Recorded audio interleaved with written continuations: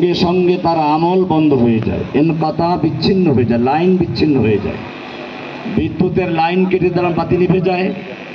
ঠিক আল্লাহর দরবারে যে মানুষের আমল পৌঁছতে থাকে, মৃত্যুর সঙ্গে সঙ্গে ইনকাতা, লাইন বিচ্ছিন্ন হয়ে যায়, লাইন কেটে যায়। ইল্লা মিন সালাসিন, তবে কয়েকটা প্রকারের আমল মৃত্যুর পরও চালু থাকে। তার মধ্যে একটা হচ্ছে ইল্লা মিন সাদাকাতিন জারিয়াতিন, সাদাকায়ে জারিয়ামূলক কোনো কাজ যদি কেউ করে যায়, সে মারা যাবে, কাজটা চালু আছে, তাহলে যতদিন পর্যন্ত ওই কাজটা চালু থাকবে ততদিন পর্যন্ত তার আমলনামায় নেক পৌঁছতেই থাকবে। এরপরে আরেকটা বলা আছে আও ইলমিন ইউনতাফাউ বিহি, যদি কেউ এলেম শিক্ষা দিয়ে যায় বা শিক্ষার ব্যবস্থা করে যায়, যার মাধ্যমে সে এলেমটা চালু থাকবে, এই এলেম যতদিন পর্যন্ত চালু থাকবে, আমরা মারা গেল আমাদের আমলনামায় সেই এলেমের সওয়াব বসতে থাকবে। আরেকটা হচ্ছে যদি কেউ নেক সন্তান রেখে যায়, সেই সন্তান দোয়া করে, সেটা আমলনামায় বসতে থাকবে। আজকের এখানে আমরা যে প্রতিষ্ঠান করার জন্য বসেছি, তিনটেই আমরা একাত্রে পাওয়ার সম্ভাবনা আছে, যদি আমাদের ইখলাস থাকে, নিয়ত থাকে। এটা সাদাকায়ে জারিয়ার কাজ। এখান থেকে ইলমের প্রচার হবে, শিক্ষা হবে, এখান থেকে সন্তানদেরকে দিন শিক্ষা দেওয়া হবে। এভাবে আমরা মারা যাওয়ার পরেও যতদিন পর্যন্ত এখানে প্রতিষ্ঠান থাকবে, অতদিন পর্যন্ত আমাদের আমলনামায় সওয়াব পৌঁছতে থাকবে। সে কারণে আজকের এই দিনটি আমাদের জন্য অত্যন্ত গুরুত্বপূর্ণ, অত্যন্ত এক স্মরণীয় দিন। কেননা আল্লাহ সুবহানাহু ওয়া তাআলা কোরআনে ওই সকল লোকদের আলাদা প্রশংসা করেছেন যারা শুরু থেকে ইসলামকে সহযোগিতা করেছে। একদিকে আনসারদের প্রশংসা আছে, একদিকে মুহাজিরদের প্রশংসা আছে, একদিকে আসহাবুল ইয়ামিনের কথা বলা আছে। আপনারা সূরা ওয়াকিয়াতে বিস্তারিত দেখবেন। কিন্তু সেখানে যদি সূরা ওয়াকিয়ার 10 এবং 11 নম্বর আয়াত দেখেন, আপনি খুশি হবেন। সেখানে বলা হয়েছে একদল ভিন্ন লোকের কথা, যারা আল্লাহর সবচেয়ে নিকটবর্তী, যাদেরকে আল্লাহ মুকাররাব বলে খেতাব করেছেন। আস-সাবিকুন আস-সাবিকুন উলাইকাল মুকাররাবুন, অগ্রগামী যারা, তারা তো অগ্রগামী। ডানপন্থী বামপন্থী আলোচনা পরে আছে, কিন্তু অগ্রগামীদের আলোচনা আল্লাহ তাআলা আলাদাভাবে করেছেন। আস-সাবিকুন আস-সাবিকুন, অগ্রগামী যারা, তারা তো অগ্রগামী। এটা সব বিষয়ে, হোক সে দুনিয়াবি হোক আখেরাতের কোনো বিষয়, যারা প্রথম কাজটা সূচনা করে, পথিকৃত যারা, তাদের আলাদা মর্যাদা থাকে, ইতিহাস তাদের স্মরণ রাখে। ঠিক আজকের জন্য আপনারা যারা এখানে উপস্থিত রয়েছেন, আমাদের অনেক ভাইরা শুরু থেকে শ্রম দিয়ে কাজ করছেন, নিজেরা এখানে বাস গেড়েছিলেন, নিজেরা এখানে শ্রম দিয়ে কাজ করছেন। এখন ওই যে রাজমিস্ত্রি কাজ করছেন কয়েক ভাই, অত্যন্ত কঠোর পরিশ্রম করে তারা এই কাজগুলো করে যাচ্ছেন। এমনিভাবে রাতভর অনেক ভাইয়েরা পাহারা দিচ্ছেন। আমরা সেই সকল ভাইদেরকে বলবো যে আপনাদের এই শ্রম, এই ভালোবাসা, এর বিনিময় আসলে আমাদের পক্ষে সম্ভব না। আল্লাহ রাসূল সাল্লাল্লাহু আলাইহি ওয়াসাল্লাম একদিন বলছিলেন যে আমার সঙ্গে অনেকেই সহযোগিতা করেছে, উপকার করেছে, আমি সকল লোকের উপকারের প্রতিদান দিয়েছি, কিন্তু আবু বকর এমন এক ব্যক্তি যার ইহসান, যার অবদানের প্রতিদান আমার পক্ষে দেওয়া সম্ভব না। আবু বকরের অবদানের প্রতিদান স্বয়ং আল্লাহ নিজে দিবেন, সুবহানাল্লাহ। কারণ তিনি সেই সাবেকুনদের মধ্যে আরো সাবেকুন, অগ্রগামী। একদিকে তিনি ইসলাম কবুল করেছিলেন প্রথমবারেই, একদিকে তিনি নবীর সঙ্গে আছেন, যখন গারে সুরে একা একি আছেন, যেন আল্লাহ তাআলা বলছেন লা তাহজান ইন্নাল্লাহা মা'ানা, ভয় করো না, চিন্তা করো না, আল্লাহ আমাদের সঙ্গী আছেন। আবু বকর, তোমার কি ধারণা ওই দুই লোক সম্পর্কে, যেই দুইজনের তৃতীয় জন হচ্ছেন আল্লাহ সুবহানাহু ওয়া তাআলা? তোমার কি ধারণা ওই দুই লোক সম্পর্কে যাদের তৃতীয় জন হচ্ছেন কে? আবু বকরকে আল্লাহ সুবহানাহু ওয়া তাআলা এত মর্যাদা দিয়েছেন কেন? তিনি শুরুর থেকেই আছেন। এজন্য আপনারা যারা এই প্রতিষ্ঠানের শুরুর থেকে আছেন, হয়তো আমরা সকলকেই চিনি না, জানি না, কিন্তু আল্লাহ সুবহানাহু ওয়া তাআলা সরাসরি দেখতে পাচ্ছেন। আর আমাদের আজকে সাধু নাই, সরাসরি ক্যামেরা হচ্ছে আরশ থেকে, ইনশাআল্লাহ ইনশাআল্লাহ। আমি আল্লাহর কাছে আশাবাদী, আমাদের ইখলাস, আমাদের নিয়ত আল্লাহ তাআলা দেখছেন, আমাদের কথা আল্লাহ শুনছেন। আমি আল্লাহর কাছে আশাবাদী, আজকের এই খোলা ময়দানের এই ছবি সরাসরি আল্লাহ সুবহানাহু ওয়া তাআলার দরবারে পৌঁছে যাচ্ছে। সেজন্য আপনাদের জন্য দোয়া করি, আমি দোয়া করি সকল ভাইদের জন্য। যখন বিভিন্ন জায়গায় যাই, সকলের থেকে একটা কথাই শুনি যে ভাই আপনার জন্য চোখের পানি ছেড়ে দোয়া করেছি, কখনো দেখি নাই। আজকেও আপনারা অনেক ভাইদের দেখেছেন, একই অনুভূতি প্রকাশ করেছে। আমি একদিন জজ করে হাজিরা দিতে গেলাম, নাস্তা করে যাই না, সামনে ওই যে ঘরোয়া হোটেল, একটা হোটেল আছে, ভিতরে ঢুকলাম, কালো একটা পিচ্ছি হোটেলের ওই যে টেবিল মুছছে, বলো সাহেব এদিকে আসেন, এদিকে আসেন। আপনি মনে করেন হয়তো হোটেলের এটা দায়িত্ব তার, আমার সাথে ছিলেন, হ্যাঁ ওই ভাই ছিল। তো এরপরে বলে এখানে না, এখানে এসি আছে। আচ্ছা গেলাম, ওখানে বসলাম, আমাদের পাশে লোকদেরকে বসতে দিচ্ছে না। খাবার অর্ডার দিলাম, ও খাবার এনে দিল, লাস্টে বলল যে সাহেব বিল আমি দিয়ে দিয়েছি। আল্লাহু আকবার, একেবারে পিছিয়ে টেবিল মোছার দায়িত্ব। তো আমি বললাম তোমার পরিচয় কি, বলো তুমি কেন আমাদের বিল দিলে, তুমি কয় টাকা বেতন পাও? বলে সাহেব আপনার থেকে আমি তাওহীদ শিখেছি। সুবহানাল্লাহ। আল্লাহু আকবার, আপনার থেকে আমি তাওহীদ শিখেছি। আমি তুমি তাওহীদ বুঝো? তোমাকে তাওহীদ বুঝালো কে? বলে আমার এইখানে আর একজন মেসিয়ার ছিল, ওই ভাই আমাকে শিখিয়েছে, ও এখন এখানে নাই, অন্য হোটেলে চাকরি করে। আমি আপনাকে দেখে চিনতে পেরেছি। আমি সত্যিকার অর্থে আল্লাহর দরবারে দোয়া করেন যে আল্লাহ, হয়তো এই লোকগুলোর দোয়ার কারণেই আমি কোরআনের একটা আয়াত মনে পড়লো, কোরআনের সূরা ইয়াসিনে আপনি দেখবেন আল্লাহ তাআলা বলছেন ইন্নামা তুনজিরু মান ইত্তাবা আয-যিকরা ওয়া খাশিয়ার রহমান বিল গায়ব। তুমি ওই লোকদেরকে দাওয়াত দাও, কেউ তোমার দাওয়াত শুনে না, চিন্তা নেই, তুমি দাওয়াতের কাজ চালিয়ে যাও। ইন্নামা তুনজিরু মান ইত্তাবা আয-যিকরা ওয়া খাশিয়ার রহমান বিল গায়ব।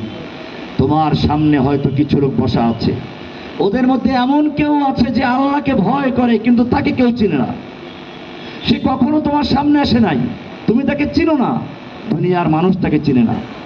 তুমি ওই লোকটাকে উদ্দেশ্য করে দাওয়াত দাও, ওই লোকটাই আল্লাহর দরবারে তোমার জন্য দোয়া করবে, ওই লোকটাই কাজ করবে। আমি যখন শুরুতে কাজ শুরু করেছিলাম, অনেকেই আপনারা এখানে আছেন, যে ভাইরা, লিটন ভাই আছেন, সাহেব ভাই আছেন, ওনারা আমাদের শুরু থেকেই আছেন। তো সত্যিকার অর্থে তখন আমাদের সঙ্গে আপনাদের মতোই কিছু ভাইরা ছিল, এরা খুব ধনী তা না, আপনাদের মতোই গরিবরা, আপনাদের মতো লোকেরাই যারা তাদের শ্রম দিয়ে, আমি বলেছিলাম তখনও, যেই কোনো আন্দোলন দাঁড়াতে হলে তিনটা জিনিসের প্রয়োজন। কয়টা জিনিস প্রয়োজন? তিনটা। আজকেও আপনাদেরকে বলি, আপনারা আজকে এই ইসলামিক আল ইমান ফাউন্ডেশনের আল ইমান ফাউন্ডেশনের ফাউন্ডেশন আপনাদেরকে বলি, তিনটা জিনিস লাগে যে কোনো একটা বিপ্লবকে বিজয়ী করতে হবে। একটা হচ্ছে একদল যুবকের শ্রম, রক্ত। আর একটা হচ্ছে ধনীদের অর্থ, আর একটা হচ্ছে আলেমদের নেতৃত্ব, কিয়াদাত। জেনে রাখবেন, বিচ্ছিন্নভাবে দুইজন তিনজন মিলে এক একটা গ্রুপ করে কিছু একটা করা যায়, কিন্তু হয়তো তার দ্বারা ইসলামের লাভের চেয়ে ক্ষতিটাই বেশি হয়। আমরা সেটা অতীতে দেখেছি, এবং সেই ক্ষতিগুলোর খেসারত আমাদের সকলকে দিতে হয়েছে। সেজন্য আমরা চাই না বিচ্ছিন্ন আকারে কেউ কোনো এমন কাজ না করুক যার খেসারত গোটা উম্মাহকে দিতে হয়, যার খেসারত আমাদের বড় বড় দায়ীদেরকে দিতে হয়। সেই জন্য আমরা চাচ্ছি আল ঈমান ফাউন্ডেশনের অধীনে যারা কাজ করবে, দাওয়াতি কাজ করবে, খেদমতে খালকের কাজ করবেন, নিবেদিত হয়ে ইখলাসের সঙ্গে কাজ করবেন, তাদেরকে আহ্বান জানাবো আপনি আপনার সাধ্যমতো যা পারেন, জানও দিবেন, শ্রম দিবেন, মালও দিবেন। এখন আমাদের এখানে সবসময় পাহারাদারি করতে হয়, রাত থেকে পাহারা দিতে হয়, কারণ দুষ্ট লোকদের অর্থ নেই। দিনই কাজে শয়তান সবসময় ক্ষতি করার চেষ্টা করে। সেজন্য আপনারা দেখেছেন এখানে আমাদের পুরাটা টিনে বেড়া দেওয়া ছিল, মাঝখানে ঘরও ছিল। কিছু দুষ্ট লোকেরা না বুঝে সেগুলো ভেঙে চুরে নিয়ে যায়। আমরা তাদের জন্য দোয়া করি, আল্লাহ সুবহানাহু ওয়া তাআলা যারা না বুঝে, আমাদেরকে না চিনে, যেভাবে মক্কাতে আল্লাহর রাসূলকে কষ্ট দিয়েছিল, আল্লাহর রাসূলকে নির্যাতন করেছিল, দিনই কাজের সূচনাতে যুগে যুগে এমনটাই হয়। এখানেও সেটা হয়েছে, হয়তো ওরা বুঝে নাই। আজকে আমি সে ভাইদেরকে বলবো, তোমরা ভুল করেছো, আল্লাহর কাছে তওবা করো, আমাদের কাছেও তওবা করো, ক্ষমা চাও। আল্লাহর কাছে দরজা খোলা আছে, আমাদের দরজাও খোলা আছে। যদি তোমরা আমাদের সঙ্গে সহযোগিতা করো, আমাদের কাজে অংশগ্রহণ করব, ইনশাআল্লাহ আমরা তোমাদের সকল অতীতের অপরাধগুলো ক্ষমা করে দেব ইনশাআল্লাহ। ভাইরা আমার, আমাদের এই বিশাল কাজ, এই কাজের জন্য প্রয়োজন অর্থের। এখন আমরা যে প্ল্যান করেছি সেটা হচ্ছে, আপনারা যে দেয়াল দেখতে পাচ্ছেন, এই বিশাল দেওয়ালটা করতে অনেকটা খরচ হয়েছে ইতিমধ্যেই। আমরা এ পর্যন্ত আসলে কাউকে বলি নাই, তো এ কারণে এখনও এই পাশে একটা দেওয়াল করতে হবে, লম্বা দেওয়াল একই ধরনের, পিছনে একটা দেওয়াল করতে হবে, এরপর সামনে গেট করতে হবে। এরপরে আমরা ইন্ডাস্ট্রিয়াল যে টিন আছে ওইটা দিয়ে এ পর্যন্ত এক মাঝখান বরাবর নিয়ে আবার একটু ফাঁকা রাখতে চাই, সেখানে উপরে গিয়ে ছাদ হবে, আবার দেওয়াল হবে, মানে টিনের হবে। এভাবে আপাতত ঘর করে, ভিতরে রুম করে একটা প্রতিষ্ঠান, আমাদের অফিস, আমাদের কাজকর্ম এখানে চালু করতে যাচ্ছি। তো এই কাজে বড় সহযোগিতার প্রয়োজন। সব মিলিয়ে প্রায় 1 কোটি টাকার কাজ আছে। এখন নিচের ফ্লোর করতে হবে, উপরে লাইট ফ্যানের ব্যবস্থা করতে হবে, এরকম বাথরুমগুলো করতে হবে। কাজে সব যদি আমরা হিসাব করি, প্রায় 1 কোটি টাকার কাজ এখন আমাদের সামনে। এটা আমরা মনে করি কঠিন কিছু না। আমার এই বক্তব্য যারা দুনিয়ার যে কোনো প্রান্ত থেকে শুনবেন, যার কানে যাবে, আপনারা আপনাদের জায়গা থেকে আমাদের এই প্রতিষ্ঠানে অংশগ্রহণ করবেন। আল ঈমান ফাউন্ডেশনের ফাউন্ডার মেম্বার হিসেবে আল্লাহর দরবারে আপনার নাম যেন তালিকাভুক্ত হয়ে যায়। মুআসসাসা আল ঈমান, আল ঈমান ফাউন্ডেশনের একজন ফাউন্ডার মেম্বার হিসেবে আপনার নাম যেন আল্লাহর দরবারে লেখা হয়ে যায়, সেদিকে আপনাকে আহ্বান করছি। ইনশাআল্লাহ আমরা থাকবো না, এই প্রতিষ্ঠান থাকবে। আমরা আর কতদিন বাঁচব? আমি আমার জীবনের সব কিছু ব্যয় করে মার্কাজ গঠন করেছিলাম, আপনারা জানেন। আলহামদুলিল্লাহ, আমার জেলখানাতে আমি এ নিয়ে কোনো চিন্তা করি নাই, কারণ আমি বলেছিলাম শুরু থেকেই, ইন্না সালাতি ওয়া নুসুকি ওয়া মাহইয়ায়া ওয়া মামাতি লিল্লাহি রাব্বিল আলামিন। আমার সালাত, আমার ত্যাগ, আমার কোরবানি, আমার জীবন মরণ সব কিছু ওই আল্লাহর জন্য, যিনি গোটা জগৎ সমূহের রব। সুতরাং আমার জেলে যাওয়া আল্লাহর জন্য, মার্কাজ করেছে আল্লাহর জন্য, মার্কাজ গেছে আল্লাহর জন্য। যে আল্লাহ সুবহানাহু ওয়া তাআলা ওইখানে মার্কাজ করার তৌফিক দিয়েছিলেন, সে আল্লাহ তাআলা ওরছে আরো অনেক বড়, আরো অনেক সুন্দর মার্কাজ করার তৌফিক দিন ইনশাআল্লাহ। আমি বিশ্বাস করি আপনারা আজকে যেখানে খালি ময়দানে বসে আছেন, ইনশাআল্লাহ বেশি দিন বাকি নাই। এখানে কেন এই যে দেখতে পাচ্ছেন 10 তলা বিল্ডিং পাশে আছে, ইনশাআল্লাহ এর থেকে কমপক্ষে আরো 2 তলা বেশি হবে ইনশাআল্লাহ। ইনশাআল্লাহ, আল্লাহু আকবার। আমি আল্লাহর কাছে আশাবাদী। আমি গরিব, কিন্তু আমার মালিক যিনি, আমি যার জন্য কাজ করি, তিনি তো ঘোষণা দিয়েছেন, ইয়া আইয়ুহান নাস আনতুমুল ফুকারা ইলাল্লাহ। হে দুনিয়ার মানুষ, তোমরা সকলেই আল্লাহর কাছে ফকির। তোমাদের পীর ফকির, মুরিদ ফকির, ইমাম ফকির, মুক্তাদি ফকির, আমির ফকির, ফরজা ফকির, সব ফকির। আল্লাহু আল গনিয়ুল হামিদ, ধনী হচ্ছেন একমাত্র কে? আল্লাহ। আল্লাহ সুবহানাহু ওয়া তাআলা। এই মহান ধনী আল্লাহ সুবহানাহু ওয়া তাআলা বলছেন, মান যাল্লাযী ইউকরিদুল্লাহ করদান হাসানা, কে আছে এমন যে আল্লাহকে কর্জে হাসানা দান করবে, আল্লাহকে কর্জে হাসানা দিবে। আল্লাহকে কর্জে হাসানা, আল্লাহ কি গরিব হয়ে গেছেন? না, কাফেররা এটাই বলছিল এই আয়াত শোনা পরে, যে আল্লাহ এখন গরিব হয়ে গেছে, টাকা পয়সা চায়, করজ চায়, ঋণ চায়, কর্জে হাসানা চায়। আল্লাহ উত্তর দিলেন, আল্লাহ আনতুমুল ফুকারা, তোমরা সকলেই ফকির, তোমরা সকলেই মিসকিন গরিব। আল্লাহু হুয়াল গনিয়ুল হামিদ, সেই আল্লাহ আবার ঘোষণা করছেন, মান যাল্লাযী ইউকরিদুল্লাহ করদান হাসানা, কে আছে সে যে আল্লাহকে কর্জে হাসানা দিবে। আমিও সকলকে আহ্বান করি, আল্লাহর এই আহ্বানের সাড়া দিয়ে আল্লাহ জানতে চেয়েছেন, মান যাল্লাযী, কে সে আছো, কে আছে এমন, আল্লাযী ইউকরিদুল্লাহ করদান হাসানা, যে আল্লাহকে কর্জে হাসানা দিবে, আল্লাহকে ঋণ দিবে। আমি আমার দুনিয়ার সমস্ত প্রান্তে প্রান্তে থাকা ভাইদের বলছি, কে আছে এরকম আল্লাহর এই আহ্বানের সাড়া দিয়ে আল ঈমান ফাউন্ডেশনের একজন প্রাথমিক ফাউন্ডার হওয়ার জন্য, সহযোগিতা করার জন্য তৈরি আছো?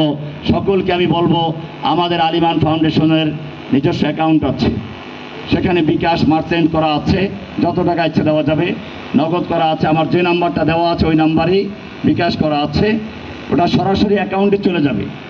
আপনারা যখনই দিবেন ওটা আল ঈমান ফাউন্ডেশনের অ্যাকাউন্টে চলে যাবে, সেভাবে সাহায্য করা যাবে দুনিয়ার যে কোনো প্রান্ত থেকে। আমরা এই আল ঈমান ফাউন্ডেশনের শুরুতে হয়তো এক সময় এমন আসবে যখন এটার মেম্বার হওয়ার জন্য অনেকে আকাঙ্ক্ষা করবে, কিন্তু জেনে রাখবেন, সেদিন বেশি দূরে নয়, যেদিন এইখানে হয়তো অনেক লোক আসবে, ভিড় করবে, সদস্য হওয়ার জন্য লাইন পড়ে যাবে, কিন্তু আপনাদের মতো এরকম খোলা জায়গায় তারা বসতে পারবে না। আপনাদের মতো এরকম শুরুতে যারা অংশগ্রহণ করেছিল এই তালিকায় আসতে পারবে না। সেই জন্য আমি বলবো, ইমরান ভাই তো ব্যবসায়ী মানুষ, বড় মানুষ, ওই জন্য 1 লাখ টাকা টার্গেট দিয়েছেন। আমি বলবো, এখন আপনারা যারা 5 টাকা 10 টাকা থেকে যা পারেন ওটা আপনারা অংশগ্রহণ যাবেন ইনশাল্লাহ। এটা আপনাদের আজকেরটা শুধুমাত্র আমরা রাখবো, আজকে যেটা হয় একটা স্লিপ রাখবো যে ইসলাম মুআসসাসা আল ঈমান, আল ঈমান ফাউন্ডেশনের ফাউন্ডারের এই টাকাগুলো এখানে থাকবে ইনশাআল্লাহ। ইনশাআল্লাহ আপনারা আমাদের এখানে নাম লিখে যাবেন, যে যা পারেন, মাসে যে যা পারেন নাম লেখাবেন, তাতে আপনাদের নামগুলো আমাদের এই খাতায় থাকবে। আমরা যখন থাকবো না, এই খাতাগুলো ইতিহাসে আপনাদের কথা বলবে, স্মরণ করবে। তো সেই জন্য আমাদের মহসিন আছে, এই মহসিনকে আমি বাচ্চাকালে পেয়েছি হাতেমবাগে। হাতেমবাগ মসজিদ যারা চিনেন, ঠিক মসজিদের পশ্চিম পাশে যে বাসাটা, হাতেমবাগের একসময় ইমাম ছিল ওর আব্বা। ওরা দুই ভাই এখানে অত্যন্ত ক্লান্ত কাজ করতে, মানে পরিশ্রম দিয়ে যাচ্ছেন। তো এরকমভাবে আলহামদুলিল্লাহ আমার সঙ্গে আপনারা যারা যুবকরা আছেন, মুরব্বীরা আছে, আলেম ওলামাও আছেন। আজকে আসলে এটা কোনো বড় প্রোগ্রাম না, সেই জন্য সবাইকে দাওয়াত দেই নাই। আমরা যখন এই প্রতিষ্ঠানের উদ্বোধন করব, সেদিন